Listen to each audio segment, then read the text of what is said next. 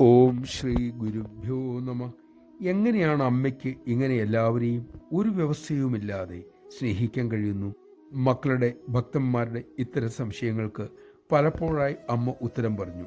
ആദ്യകാലത്തിൽ ഒരിക്കൽ ആനന്ദമഗ്നിയായ അമ്മ പറഞ്ഞ ഉത്തരം ഇങ്ങനെയായിരുന്നു: മക്കളെ, അന്ന് ലോകമാതാവ് എന്നോട് പറഞ്ഞു, മാനവന്റെ ജന്മോദ്ദേശം അവന് നിറവേറ്റി കൊടുക്കൂ.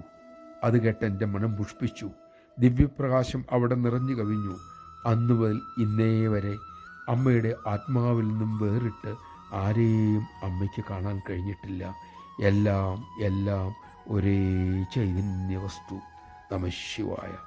ശാന്തിയുടെ ആനന്ദത്തിൻ്റെ രഹസ്യം അമ്മ ഇങ്ങനെ നമുക്ക് വെളിപ്പെടുത്തി തന്നു.